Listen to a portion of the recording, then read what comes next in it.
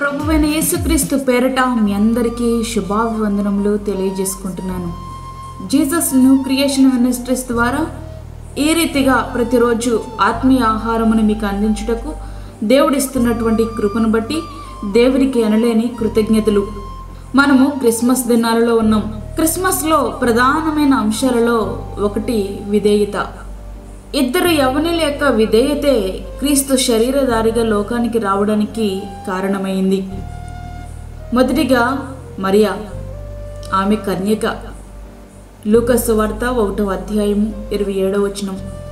లోక మాలిన్యము తనకు అంటకుండా జీవించిన పరిశుద్ధురాలు. దానిలో ఎట్లాంటి సందేహము లేదు.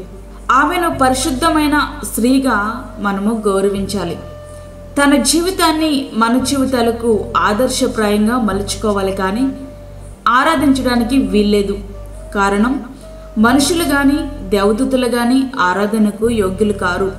దేవుడొక్కడే ఆరాధనకు పాత్రుడు. జ్ఞానులు కూడా యేసును మాత్రమే ఆరాధించారు, కానీ మరియను కానీ యోసేపును కానీ వారు ఆరాధింపలేదు. ఎట్లాంటి పరిస్థితులలో ఆమె యేసు ప్రభుకు తల్లి అయ్యే ధన్యత పొందుకోగలిగింది? మరియా హృదయంలో అద్భుతమైన సంఘర్షణ. ఒకవైపు రక్షకునికే తల్లి అయ్యే గొప్ప ధన్యత, మరొక వైపు వివాహము కాకుండా తల్లి అయితే లోకంలో ఎట్లా జీవించగలం? రాళ్లతో కొట్టి చంపేస్తారు. చివరికి ఆమె ఒక నిర్ణయానికి వచ్చేసింది. నిందలు, అవమానం భరించడానికి సిద్ధపడింది. దేవుడు పంపిన దూత చెప్పిన వర్తమానమునకు ఆమె విధేయురాలయ్యింది. తాను అనుకున్నట్లే జరిగింది. లోకం సూటిపోటి మాటలతో ఆమెను హేళన చేయడం ప్రారంభించింది. మరియ పరిశుద్ధత ఏంటో ఇప్పుడు బయటపడిందని లోకం కోడై కూస్తుంది. చివరికి కొంతకాలం ఇంట్లో నుండి వెళ్ళిపోవలసి వచ్చింది. మరియ అన్నిటినీ భరించింది కాబట్టే లోకరక్షకునికి తల్లి అయ్యింది.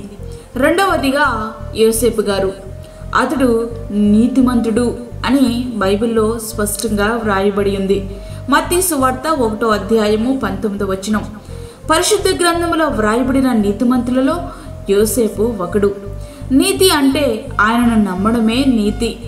నీతిమంతుడు అంటే ఆయనను నమ్మినవాడు. నీతిమంతుని లక్షణం ఇతరులను అవమానపరచకపోవడం. అందుకే నీతిమంతుడని యోసేపు ఒక తీర్మానానికి వస్తున్నాడు. మరియను అవమానపరచకుండా రహస్యంగా విడిచిపెట్టాలని. వివాహం కాకమునిపే తను ప్రదానం చేసుకున్న మరియ గర్భం ధరించిందని ఊరంతా తెలిసిపోయింది. అది యోసేపునకు గొప్ప అవమానం. కానీ ఆ అవమానాన్ని తానే భరించడానికి నిర్ణయించుకున్నాడు, కానీ ఇతరులను అవమానపరచడానికి ఇష్టపడినవాడు కాదు యోసేపు గారు. యోసేపు గారు మనకి దేవునికి విధేయత చూపించిన వాడుగా మనకి కనబడుతున్నారు. దూత వర్తమానం తీసుకుని వచ్చాడు. ఏమని అంటే, మరియ పరిశుద్ధాత్మ వలన గర్భం ధరించింది, ఆమెను చేర్చుకోవడానికి వెనుకాడవద్దని. దేవుని మాటకు యోసేపు గారు విధేయుడయ్యారు. మరియను చేర్చుకున్నాడు. గర్భం ధరించిన స్త్రీని చేర్చుకుంటే లోకం ఊరుకుంటుందా? ఒక్కసారి ఆలోచించండి.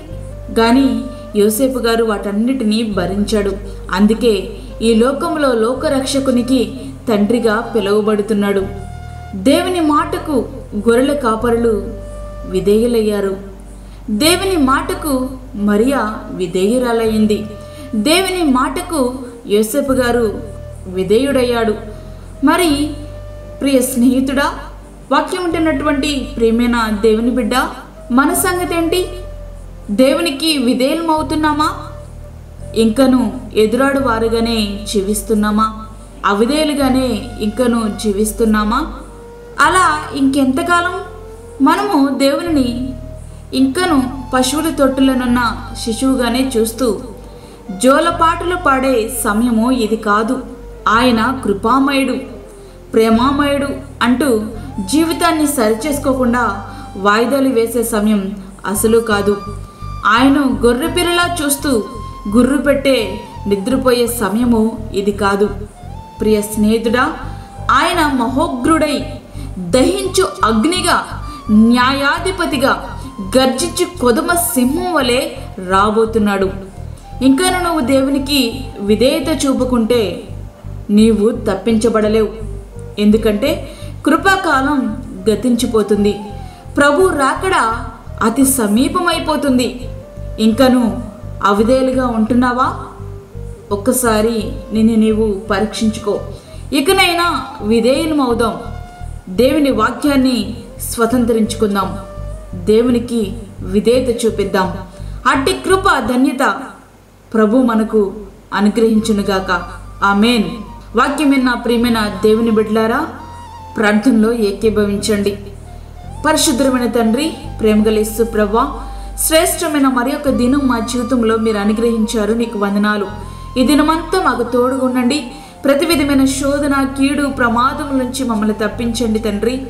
బలహీనులను, రోగులను మీరు జ్ఞాపకం చేసుకునండి ప్రభువా. చంటి బిడ్డలను, వృద్ధులను, గర్భిణీ స్త్రీలను మీరు జ్ఞాపకం చేసుకునండి. గర్భఫలము లేని బిడ్డలకు గర్భఫలము దయచేయండి.